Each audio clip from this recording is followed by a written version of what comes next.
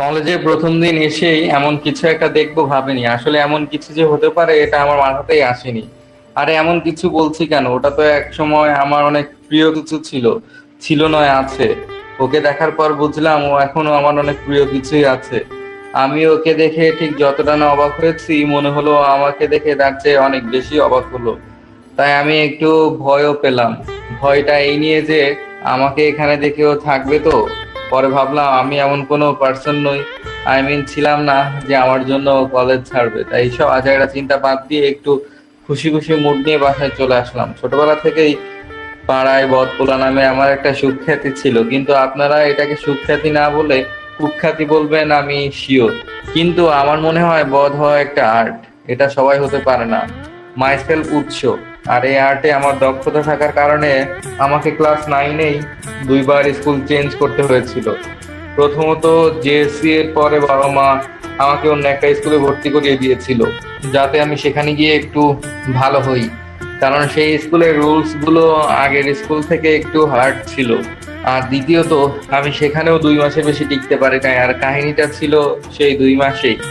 নতুন স্কুলে সবেমাত্র 3-4 দিন হয়েছে। এরই মধ্যে ক্লাসের টপ বদগুলোর সাথে আমার বেশ ভালো সম্পর্ক হয়ে গেছে। আমি আর বদগুলা ক্লাস শুরুর আগে হাই বেঞ্চের উপর বসে আড্ডা দিচ্ছি, এমন সময় একটা মেয়েকে দেখলাম ক্লাসে ঢুকতে।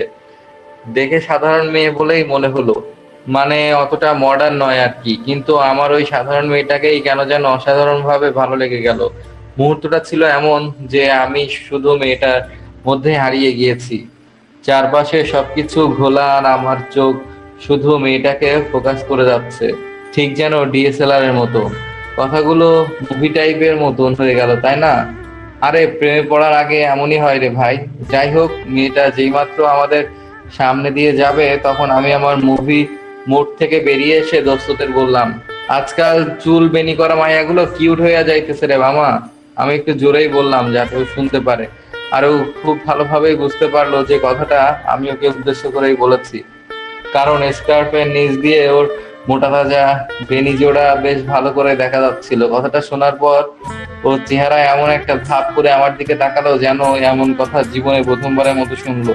তারপর আমার চারপাশে ফাজিলগুলাকে একবার দেখে নিল। এবার হয়তো বুঝালো যে এই ধরনের টোন যেন নেক্সট আর না করা হয়। আমি ওর এমন ভাবসাব দেখে বেশ মজাই পাইলাম। ওই দিন বাসায় এসে ফোনে টেকনোলজি বিষয়ক খবর পড়ছিলাম, এমন সময় হঠাৎই মেয়েটার কথা মনে পড়ে গেল। ক্লাস থেকে ওর নামটা জানতে পেরেছিলাম, সেটা ছিল বৃষ্টি। সকালে ঘটনাটা মনে পড়তেই আমি ভাবলাম, মেয়ে তোরে খাইছি, আমার হাত থেকে তোমার নিস্তার নাই। তারপর থেকে আমি বৃষ্টির সাথে আমার যথাসম্ভব বদগিরি শুরু করে দিলাম। তবে একটা জিনিস খেয়াল করে দেখলাম, আমাদের ক্লাসে আমার মতো বদ আরো অনেকেই ছিল। আর তারা অন্য মেয়েদের সাথে টাঙ্কি মারলেও বৃষ্টির সাথে কখনোই মারতো না, কারণ ও নাকি অনেক রাগী আর অতিরিক্ত ভদ্র। তো কি হয়েছে, আমি ভয় পাই নাকি? আমার ওকেই লাগবে। ক্লাসেও স্যারকে কিছু জিজ্ঞাসা করলে আমিও ওইটা নিয়েই স্যারকে প্রশ্ন করতাম। কখনো কখনো পচাইতাম ওকে। মাঝে মাঝে ও যে অনেক রেগে যেত এটা বুঝতাম। আর ওরে রাগাইতে পারলে আমার ব্যাপক আনন্দ লাগতো। মনে হতো ও রাগলে আমি সার্থক। ক্লাস শেষে একদিন বের হবে এমন সময় কে যেন ডাকলো, আয় উৎস, শুনে যাও। এই কে বে? পিছনে তাকিয়ে দেখি, ও মা গো, এটা তো বৃষ্টি। যাক, মনে মনে ভাবলাম আমার কপালখানা মনে হয় এতদিন পর খুলতো। ও আমার দিকে এগিয়ে আসতে আমি বললাম, আরে বৃষ্টি যে, কি অবস্থা, কেমন আছো? ছি, তুমি প্রথম ওটা কি বললা? কোন দিন কি বললাম? কে না কি জানো বললা? আরে ওইটা, আমি তো বললাম কে গো তুমি সুন্দরী। তাই না? শোনো, তোমার সাথে আমি এইসব আজাইরা কথা বলতে আসিনি। তাহলে কি, how can I help you? তুমি এসব কি শুরু করেছো? হ্যাঁ, প্রতি ক্লাসে তুমি আমাকে নিয়ে অমন করো কেন? তুমি পাইছোটা কি? হ্যাঁ, আর আজকে তুমি কি বললা ক্লাসে? আরে ইজি ইজি, তুমি এত রেগে যাচ্ছ কেন? তোমার জন্য আমার বান্ধবীদের কাছ থেকে আমার কথা শুনতে হচ্ছে। নেক্সটে যদি আর এমন হয় তাহলে আমি তোমার নামে হেড স্যারের কাছে কমপ্লেন করব। যত সব ফালতু পোলা পাইন। ওর কথা সাউন্ড শুনে ক্লাসের সবাই অবাক হয়ে আমাদের দিকে তাকিয়েছিল। আমারও কেমন যেন আর কথা বের হচ্ছিল না। আসলে এমন ভাবে বলতে পারে এটা আমি ঠিক মেলাতে পারছিলাম না। তাই ওখান থেকে কারেন্ট চলে আসায় ভালো মনে করলাম। আমার অফিসে দেরি হয়ে যাচ্ছে, আমি গেলাম, এটা বলে আর পেছনে না তাকিয়ে সোজা হাঁটা ধরলাম। রুমে থাকতে আমার জীবনে ঘটে যাওয়া সব ঝামেলাময় মুহূর্তগুলো মনে আসে। আর এখন আমি রুমে বসে আজকের ঘটনাটাই ভাবছি। ওর বলা শেষ লাইনটা কানের কাছে বারবার প্রতিধ্বনিত হচ্ছে, যত সব ফালতু পোলা পায় বড়টা আমারে বলে কিনা ফালতু পোলা, মাইয়া তোরে বেশি পছন্দ করে লাইছি তাই কিছু কইতে পারি নাই, কাল থেকে তোর লগে আরো বেশি গুটিবাজি করু হারা তুই, বুঝছোর প্রেস্টিজে হ্যান্ড দেয়া। পরদিন আমি স্কুলে ওর সাথে পার্ট নিব, বাট তেমন কোনো চান্স পাইলাম না, তাই ভাবলাম যে স্কুলে হয় নাই তো কি হয়েছে, আর যেভাবেই হোক বৃষ্টিকে ডিস্টার্ব করবোই। এজন্য আমি ওই দিন ওর বাসায় যাওয়ার পথে দাঁড়াইছিলাম। কিছুক্ষণ পর দেখলাম ও আসছে, আর আমাকে রাস্তায় দাঁড়িয়ে থাকতে দেখে ও মুখে একটা বিরক্তি ভাব ফুটিয়ে তুললো। আমাকে ক্রস করে চলে যাবে এমন সময় আমি হুট করে ওর সামনে চলে আসলাম। এটা কি হলো? কি? এভাবে সামনে আসলা কেন? কি চাই? ফালতু পোলাপানেরা তো এমনই করে, তাই আমিও করছি। মানে কি? আরে তুমি আরেকদিন বললা না যে আমি নাকি ফালতু পোলা, তো তাই ফাজলামো করতেছি। এবারও এমন একটা ভাব করলো যেন আমাকে খেয়ে নিবে, পরের আগে আর কিছু বলতে না পারে পাশ কেটে চলে গেল। ওই দিন আমি ওইভাবে ওকে জ্বালিয়ে বেশ মজা পেলাম, তাই তারপর থেকে প্রতিদিন ওই পথেই দাঁড়িয়ে থাকতাম। কোনো কোনো দিন আমার সাথে আরো কয়েকটা ভদ্র পোলারা থাকতো, মাঝে মাঝে ওকে আসতে দেখে আমি তাহসানের ছোট ভাই হয়ে যেতাম। যেমন বৃষ্টি দেখে অনেক কেঁদেছি করেছি কতই আর্তনাদ, আবার যেমন ও বন্ধু লাল গোলাপি কই রইলা রে, যদিও এগুলো তাহসানের গান না, তবে আমার গানের ভাবসাব তাহসানের মতোই কিনা। যাই হোক, একদিন ওর সাথে একটা ছেলেকে যেতে দেখলাম, এটা দেখে শুভ বলল, এই ওর ছেলেটা কে রে, বৃষ্টির সাথে যায়? আমি কি জানি? ওমা, তোর বউ আর তুই জানবি না কে? না রে বাপ, জানি না। তাহলে কে হতে পারে? তখন জয় বলে উঠলো, আরে মামা, এই ছেলেটাকেই তো আমি ওই দিন বনলতার সামনে বৃষ্টির সাথে কথা বলতে দেখছিলাম। কথাটা শোনা মাত্র মাথার ভেতর কেমন যেন একটা যন্ত্রণা অনুভব করলাম। আমি আর কিছু না বলে সোজা ওদের দিকে হাঁটতে লাগলাম, তারপর ওদের কাছে গিয়ে ডাক দিলাম, এই বৃষ্টি দাঁড়াও। আমার কথা শুনে ও থেমে গেল। আমি তখন বৃষ্টির সামনে না গিয়ে ডিরেক্ট ওই ছেলেটার সামনে গিয়ে বললাম, এই তুই কে রে, বৃষ্টির সাথে তোর কি? আমাকে এভাবে বলতে দেখে ছেলেটা একটু ভয় পেয়ে গেল, তাছাড়া আমার সাথে আরো 4-5 জন ছিল, তাই ওর মুখ দিয়ে কথা বের হচ্ছিল না। ছেলেটা বলল, বৃষ্টি আমার এমনি রাগ মাথায় উঠে গিয়েছিল, আর ছেলেটাকে তোতলাতে থেকে রাগের মাত্রা আরো বেড়ে গিয়েছিল। আমি ওকে আর কিছু বলার সুযোগ না দিয়ে ঠাস করে একটা চড় দিয়ে দিলাম। চড়টা এতই জোরে দিয়েছিলাম যে তার সামলাতে না পেরে প্রায় পড়েই যাচ্ছিল। বৃষ্টি না ধরলে মনে হয় পড়েই যেত। ছেলেটাকে ধরার পর বৃষ্টি আমাকে একটা চড় দিয়ে বলল, এই, তুই ওকে মারলি কেন? কি ভাবিস কি তুই নিজেকে? আমি কি করব, আমার সাথে কে যাবে কে যাবে না তাতে তোর কি? তোর মতো বখাটে গুন্ডা টাইপের ছেলে আমার একদম পছন্দ না। আমার আশেপাশেও যেন তোকে আর না দেখি। এরপর ওই ছেলেটার দিকে তাকিয়ে বলল, এই হাসিফ ভাই চল। এটা বলে ও চলে গেল, আর ছেলেটা মানে ওর ভাইয়া ভয়ার্থ দৃষ্টিতে আমার দিকে একবার তাকিয়ে ওর পিছু পিছু চলে গেল। আমার আর কিছুই বলার ছিল না, শুধু গালে হাত দিয়ে ওর গমন পথে চেয়ে রইলাম। আসলে ওটা ওর কিরকম যেন একটা ভাই ছিল, ওর বড় বোনের বিয়ে উপলক্ষে বেড়াতে আসছিল ওদের বাসায়, আর আমি ওটাকে বৃষ্টির চড় খেয়ে আমি ওই দিন রুমে এসে দরজা লাগিয়ে অনেকক্ষণ কেঁদেছিলাম। আমি হয়তো ওকে ভালোবাসি বলে এমন করেছি, আর এই জন্য আমাকে এইভাবে বলবে?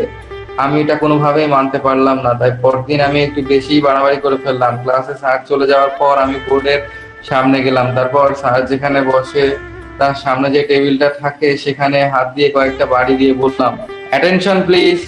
এরপর ক্লাসের সবাই আমার দিকে তাকালো, বৃষ্টি তাকালো। আমি বলতে লাগলাম, দেখো বন্ধুরা, তোমাদের বলা হয়নি যে আমি উৎস সরকার সদ্য বিবাহ করে আছি, আর তোমাদের ভাবি এই ক্লাসেই তোমাদের সাথে পড়ে। এটা বলার পর বৃষ্টির দিকে তাকিয়ে দেখি ও চোখগুলো বড় বড় করে আমার দিকে তাকিয়ে আছে। হয়তো এটা বুঝতে পেরেছে যে আমি কার কথা বলতে যাচ্ছি।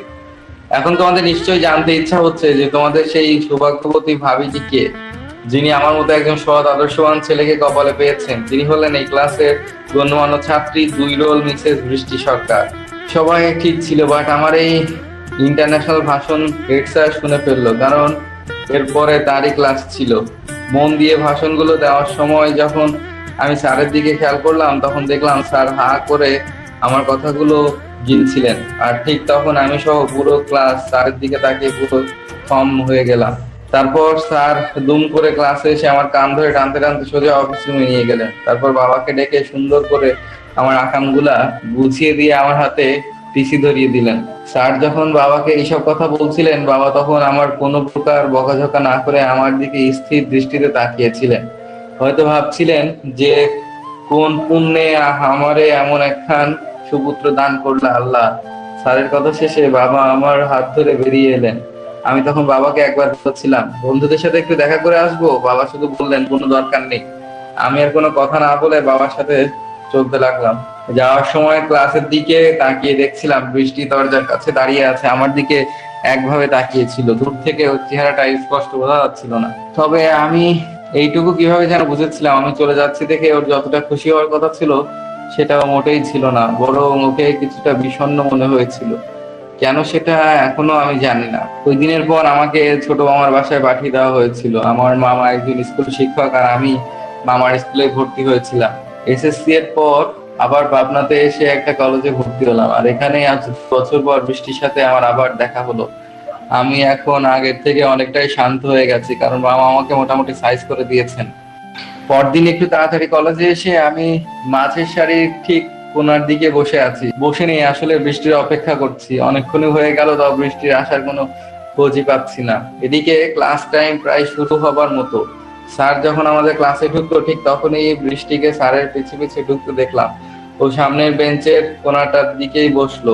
স্যারই ওকে সামনে জায়গা করে দিলেন। পরে জানলাম যে ওটা বৃষ্টির বাবা আর আমাদের কলেজের প্রিন্সিপাল। আর ঠিক তখনই আমার মনের মধ্যে সদ্য ফুলে যাওয়া বেলুনটি হিরো আলমের ভাঙা গালের মতো চুপসে গেল। তাই প্রতিদিন কলেজে এসে ওর দিকে ফ্যাল করে তাকিয়ে থাকা ছাড়া আর কোনো কিছু করার কনফিডেন্স আমার মধ্যে আর নাই। আগের মতো হলে না হয় ওই সব প্রিন্সিপাল গোনা টাইম ছিল না আমার কাছে, তবে এখন আমার ইচ্ছা থাকলেও বদমাইশি করতে আর তেমন ফিল পাই না। সব ফিল আমার ওই ফইনি মামা মনে হয় বক্সে ভরে রেখেছে। যাই হোক, কিছুদিন যাওয়ার পর আমি একটা জিনিস লক্ষ্য করলাম যে বৃষ্টিও মাঝে মাঝে আমার দিকে খেয়াল করে। আমি ওর দিকে তাকিয়ে থাকলেও তাকায় না, তবে আমি যখন অন্য কিছু করি তখন ও যে আমাকে খেয়াল করে এটা বুঝি। কিছুদিন ব্যাপারটা বোঝার পরে আমার একটা জিনিস মাথায় আসলো যে ও আমাকে পছন্দ করতে লেগেছে না তো। কিন্তু এটাও কি হওয়া সম্ভব?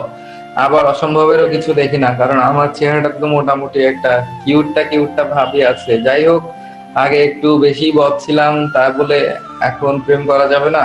তাই আমি একদিন ক্লাস শেষে 1 বালতি আশা আর 1 চামচ সাহস নিয়ে বৃষ্টিকে ডাক দিলাম। এই বৃষ্টি, শুনবে? বৃষ্টি আমার দিকে শুধু একবার তাকিয়ে আলোর গতিতে সামনের দিকে হাঁটা ধরলো। ওর চোখে আমি তখন ভয় দেখেছিলাম, তার মানে ও আমাকে ঠিকই আগের মতো ফাজিলি মনে করে। আর এমন ফাজিলকে ক্লাসে এত ভদ্রভাবে থাকতে দেখে হয়তো ভেবেছিল আমি আমার স্মৃতিশক্তি হারিয়ে ফেলেছি, এর জন্য হয়তো করুণা করে তাকাতো। আর আমি কিনা কি ভেবে অস্থির। সবই কপাল, এই কপালটাই মনে হয় খালি মরুভূমি, কোনো বৃষ্টি ছেটা ফোটা নাই এখানে। একদিন সকালে 3 কোয়ার্টার প্যান্ট পরে আর হুডি গায়ে দিয়ে একটা দোকানে বসে চা খাচ্ছি। একটু পরেই বৃষ্টি প্রাইভেট শেষ হবে, তাই ওকে দেখার জন্য মূলত এখানে বসে থাকা। আমি দোকানের একটু ভেতরের দিকে বসে আছি যাতে ও আমাকে দেখতে না পারে। একটু পর বৃষ্টিকে আসতে দেখলাম। প্রতিদিন ওর সাথে কয়েকটা বান্ধবী থাকে, কিন্তু আজ ওকে একাই দেখলাম। ও যখন দোকানটায় পার হয়ে গেল তখন আমি বেরিয়ে আসলাম, আর যতদূর পর্যন্ত ওকে দেখা যায় চেয়ে থাকলাম। ও কিছু দূর যাওয়ার পর দেখলাম 2টা ছেলে কোত্থেকে যেন ওর সামনে দাঁড়ালো। তারপর ওকে কি যেন বলতে লাগলো। কিছুক্ষণ পরে বুঝলাম যে বৃষ্টি আর ওদের মধ্যে কথা কাটাকাটি হচ্ছে। জায়গাটা এমনিতেই একটু ভেতরে, তার উপর শীতের সকালে রাস্তার আশেপাশে কাউকে দেখলাম না, তাই আমি একটু এগিয়ে গেলাম ব্যাপারটা বোঝার জন্য। যেতে যেতে দেখলাম ওদের মধ্যে একটা ছেলে ওকে স্পর্শ করার চেষ্টা করছে। আমি আর কিছু না ভেবে উড়ে এসে ছেলেটার নাকে 2.5 কেজি ওজনের একটা ঘুষি দিয়ে দিলাম। তারপর দুজনে আমাকে মারতে এগিয়ে এলো। ওদের সাথে কয়েকটা এলোপাথারি হাতাহাতি হওয়ার পরে যখন বুঝলো যাকে আমি প্রথমে এসে ঘুষি মেরেছিলাম ওর নাক ফেটে রক্ত পড়ছে, তখন ওরা দৌড়ে বাড়িয়ে গেল। ওরা চলে যাওয়ার পর আমি বৃষ্টির দিকে তাকিয়ে বললাম, ওরা কারা ছিল? কি হলো, বলছো না কেন? ওরা কারা ছিল? আমাকে এভাবে বলতে দেখে ও কিছুটা চমকে গেল, তারপর উল্টে আমারই উপর ভাব নিয়ে পড়লো। তোমাকে বলবো কেন ওরা কারা ছিল? ওর কথাটা শুনে এবার আমার একটু কষ্ট লাগলো, আর একই সাথে একটু রাগও হলো। তাই আমি আর কিছু না বলে উল্টা হাঁটা শুরু করলাম। আই উৎস, শুনে যাও। আমি থেমে গেলাম, তারপর ওর সামনে গিয়ে চুপচাপ মাথা নিচু করে দাঁড়িয়ে থাকলাম। বললো, মারামারি করতে পারো না তো করতে আসছো কেন? আমি এবার ওর মুখের দিকে তাকিয়ে ভাবছি যে আমি তো ভালোভাবে মারামারি করলাম, নাক মুখ ফাটিয়ে দিলাম, তাহলে বৃষ্টি এই কথা বলছে কেন? ও আবার বললো, তোমার কপাল অনেকখানি কেটে গেছে। আমি কপালে হাত দিয়ে দেখলাম আসলে অনেকটা কেটে গেছে। আর এখন ওর এই কথা বলার কারণটা বুঝলাম। তারপর আমি বললাম, আমি তাহলে এখন বাসায় যাই। হ্যাঁ, গিয়ে আম্মুকে বলো প্রতিদিন যে মেয়েটার জন্য চায়ের দোকানে বসে থাকো আজ তার জন্য মাথা ফাটিয়ে এনেছো। আমি এবার একটু লজ্জা পাইলাম, তার মানে আমি প্রতিদিন ওর জন্য এখানে বসে থাকি এটা ও জানে। বৃষ্টি আমাকে সামনের একটা ক্লিনিকে নিয়ে গেল। এত সকালে কোনো ডক্টর আসে না, শুধু একজন নার্সকে দেখলাম। নার্স আমার মাথায় ব্যান্ডেজ করতে করতে কোথায় যেন গেল। এখন কেবিনে শুধু আমি আর বৃষ্টি আছি। বৃষ্টি বলা শুরু করলো। ছেলে দুইটা নাকি আগে আমাদের কলেজে পড়তো। বাবা ওদেরকে কি একটা অকাজের জন্য নাকি কলেজ থেকে বার করে দিয়েছিল। এই জন্য আমার উপর মনে হয় এর প্রতিশোধ নিতে আসছিল। আমার বউরে খামছানো এত সহজ না। কিছু বললা? না কিছু না তো। দেখো, তোমাকে আমি এখানে ট্রিটমেন্ট করতে নিয়ে এসেছি, মানে তুমি আবার অন্য কিছু ভেবো না। যেহেতু আমার জন্যই তোমার এমন হয়েছে, তা ও সম্পূর্ণ কথার আগেই আমি একটা বিস্ময়কর কাজ করে ফেললাম। বৃষ্টির দুই গালে ধরে ওর ঠোঁটে চুমু খেয়ে দিলাম। তারপর হাফ ব্যান্ডেজ অবস্থাতে দিলাম দৌড়। যাওয়ার আগে একবার পেছনে ফিরে দেখলাম বৃষ্টি আমার দিকে হা করে তাকিয়ে আছে। আমি ভেবেছিলাম হয়তো সেদিনই আমার বাড়িতে কোনো বড় সড়ো নালিশ যাবে, বা এমন খবর যাবে যে আমাকে কলেজ থেকে টাকা বাই বাই জানিয়ে দেওয়া হয়েছে। কিন্তু এতদিনেও যখন কিছু হয়নি, তাই আজকে কলেজে যাওয়ার সিদ্ধান্ত নিলাম। বৃষ্টিকে চুমু খাওয়ার আজ 12 দিন পরে কলেজে যাচ্ছি। যেতে যেতে ভাবছি মামার 2 বছরের প্রচেষ্টা তাহলে সব জলে গেল। মেয়েটা আমাকে আবার সেই ফাজিল বানিয়েই ছাড়লো। কলেজে গিয়ে দেখলাম সবকিছু ঠিকই আছে, নো প্রবলেম। বরং বৃষ্টি আজ কলেজে আসেনি। 2টা ক্লাস করে আমি পুরোই গাছতলায় এসে বসলাম। এমন সময় কোথা থেকে যেন বৃষ্টি এসে আমার সামনে দাঁড়ালো। ওকে দেখে আমি দাঁড়িয়ে গেলাম। আমার দিকে ওর অমন ভাবে তাকিয়ে থাকা দেখে ভাবছি পালাবো কিনা। এমন সময় ও বলল, আই বান্দর, তুই ওই দিন কি করলি? বল কি করলি? ইয়ে মানে বৃষ্টি, আমাকে মাফ করে দাও। তোমার বাবাকে কিছু বলো না প্লিজ। কি বলবো? তুমি আমাকে কিস করেছো এটা বলবো? আমি ভেবেছিলাম তুমি মনে হয় ভালো হয়ে গেছো, কিন্তু তুমি সেই আগের মতোই ফাজিল আছো, বরং এখন আরো বেশি। আমি কি বলবো ভেবে পাচ্ছি না, তাই বললাম। আচ্ছা তুমি তো আজ কলেজে আসো নাই, তাহলে জানলা কিভাবে আমি এখানে? আমাকে জানানোর লোক কম আছে নাকি? আর তুমি এসব ছাড়ো, আগে বলো এমন কেন করলা? দেখো আমি যেটা করেছি সেটা তো আর ফেরানো যাবে না, তাই না? আর ভালোবাসার মানুষকে একটা চুমু খেয়েছি তো কি হয়েছে কি? কে কার ভালোবাসার মানুষ? যদি তাই হতো তাহলে সেদিনের পর অন্তত একটা খোঁজ নিতা। আমি এবার ওর কথায় একটু অবাক হলাম, আর এটা বুঝলাম মেয়ে আমার প্রেমে পড়েছে। কি বলবো বুঝতে পারছি না। আমিও তো বুঝতে পারতেছি না। তুমি আবার কি বুঝতে পারতেছো না? তুমি যেদিন স্কুল থেকে চলে গিয়েছিলে তারপর থেকে আমি একটুও ভালো ছিলাম না। আর কলেজে প্রথম তোমাকে দেখে আমি যে কতটা খুশি হয়েছিলাম সেটা আমি বলে বোঝাতে পারবো না। এমন কেন হলো? কারণ তোমাকে এখন সত্যি সত্যি মিসেস বৃষ্টি সরকার হতে হবে, তাই। তোমাকে আসলে ধরে খামচানো উচিত। আমি ওর মুখে খামছানো কথাটা শুনে হেসে ফেললাম। ভালোবাসি যে। আমিও মনে হয়। কি? বলবো না। আমি বলি, আবার কি বলবা? তোমার গালটা আসলে অনেক নরম ছিল। ও আমার হাতে একটা চিমটি দিয়ে বলল। তুমি তো দেখছি বড়ই ফাজিল। আমি এবার ওর হাত ধরে বসে পড়লাম। আর এইটুকু বুঝলাম যে কলেজের প্রিন্সিপালকে শ্বশুর মশাই ডাকার সময় আসছে। এই কলেজে ক্লাস শেষে একদিন তোমাকে ডাক দিয়েছিলাম, তুমি শুনলে না কেন? কবে? ওই যে কলেজে প্রথম যেদিন তোমাকে ডাক দিলাম, তুমি তো শুনলাই না, উল্টো চোখ বড় করে চলে গেলা। ও, ওই দিন তুমি হয়তো খেয়াল করো নাই যে আমাদের প্রিন্সিপাল মানে তোমার শ্বশুর মশাই ওই দিন আশেপাশেই ছিল। কি বলেছিলাম দেখলেন তো, কলেজের প্রিন্সিপাল এবার সত্যি আমার শ্বশুর মশাই হয়ে গেল।